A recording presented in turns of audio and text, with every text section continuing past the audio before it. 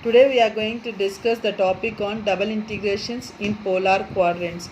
So in that, the first method is, in this first method, when the limits are given to us directly, suppose the limits are given as 0 to 2, 0 to pi by 2, and some function f of r comma theta is given, dr d theta is given. So when the limits are given directly to us, you have to identify the limits of r and theta here. So how you are going to identify? Maximum questions, your theta limits will be in terms of angles, like 0 to pi by 2, 0 to pi, 0 to 2 pi. If you find pi in your integration, then you imagine that these are the limits for theta. Next, coming to the r limits will be in terms of numbers or in terms of theta, or sometimes r limits can be given as 0 to infinity also. Since it is the radians, it can give in terms of numerical numbers, it can give in terms of infinity, or he can convert r in terms of theta function also. So for this question, the theta limits I have given as 0 to 2. Sometimes the theta limits will be, r limits are given as 0 to 2. Sometimes the theta limits are given as 0 to pi, and r limits will be given as r is equal to 0 to cos theta f of some r comma theta dr d theta.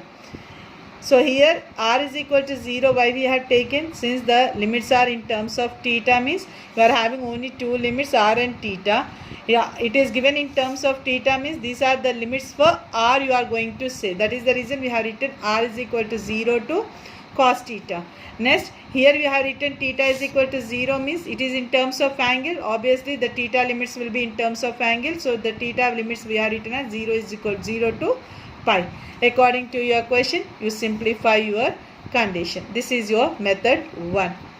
Identifying the limits in method 1, it is very important. Then evaluate your given question. In the second question, the double integral will be given to you. Some function f of r comma theta dr d theta will be given to you. Next, the limits are not given to us. We have to identify the limits according to your given question.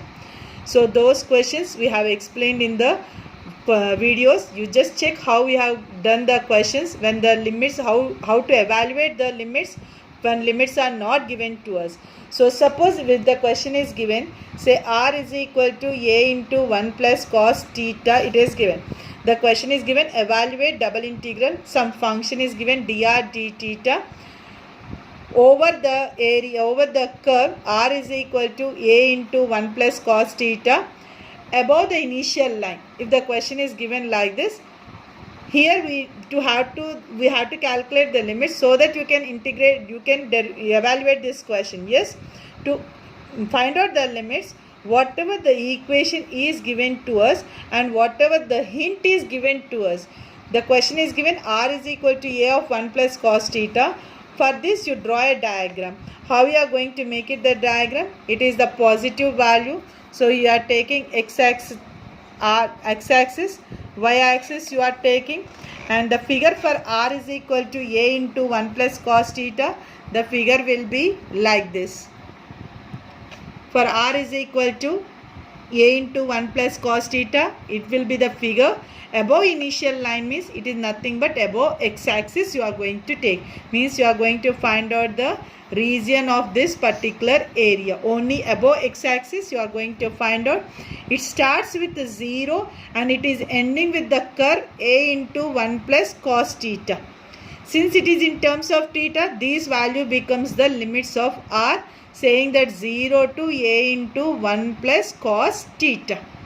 If the question is given a in r is equal to a into 1 minus cos theta and saying that above the initial line, then you are going to take it. Since a into 1 minus cos theta, it is the negative of the negative value. So you are going to take it like this, touching the negative points to your equation.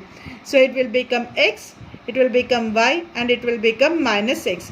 This area will become theta is equal, r is equal to 0. It is starting with the origin value. So it is starting with r is equal to 0 to, it is ending with your curve equation r is equal to a into 1 minus cos theta. So we have written r is equal to 0 to r is equal to a into 1 minus cos theta as the limits here. So your limits will be written as 0 tends to a into 1 minus cos theta. So whenever the question is given to evaluate and some equations are given like this, definitely these equations should be converted in the limits form. Only one equation is given, then you will take this equation as the upper limit and you have to calculate only the lower limit of r. If it is passing through the origin, you say r is equal to 0. If it doesn't passes through the origin, then according to the question, whatever the hint is given, according to that hint, you will be substituting the lower limit of r. Coming to your theta value. The theta value is saying above the initial line. Above the initial line means you are going to take it theta is equal to 0 here and you are going to take it theta is equal to pi. Above initial line means you are going to take it above x-axis. Your theta limits will become 0 to pi. Either it may be positive curve or it may be negative curve. Theta line limits will become 0 to pi when it is above x-axis.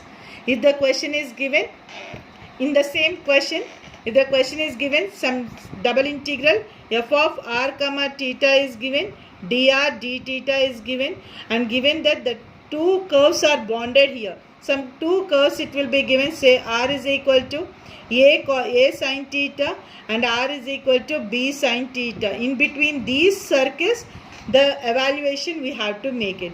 When two limits are given, two values are given, these are the r limits here. Now in these r limits, you have to find out which is lower limit, which is upper limit here. Like how you are going to find out, you have to make it. First you have to know how you are going to draw for a figure r is equal to a sin theta here. For the figure r is equal to a sin theta, the figure will be above x-axis passing through the origin. This is your figure for r is equal to a sin theta. So here these are the constants a comma b. We don't know which is greater, which is less. If the question is given r is equal to suppose 4 sin theta and r is equal to some 9 sin theta, it is given. Now with the help of this 4 and 9, you can imagine that which circle will be inner, which circle will be outer. So first you draw for the higher value here, r is equal to 9 sin theta. You make it the circle above x-axis. This is your x-axis, this is your y-axis. This is the circle for r is equal to sin theta. And r is equal to 4 sin theta, it is the less than to your upper circle, so it will lies inside the circle and this circle also passes through the origin. This is the circle for r is equal to 4 sin theta. Now with the help of these line equations only, you have to calculate the limits. So the limits you are going to take it as from lower value to the higher value, that is from 4 sin theta to 9 sin theta, you are going to calculate the limits. What about the theta limits here? Theta limits, you are going to see that both the circles are intersecting above x line. Above x-axis means your theta limits will be taken as 0 to pi. Above x-axis మీద వస్తే మాత్రం compulsory theta is equal to 0 to pi తీసుకోవాలి.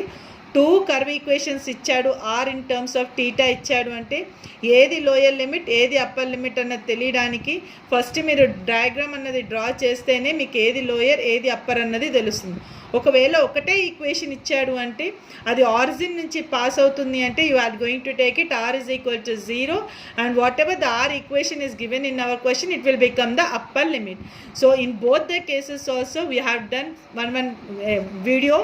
Just you go through that video, amma. Next method is changing of variables. How we are going to change of variables in polar quadrants. So this will be discussed in the next video.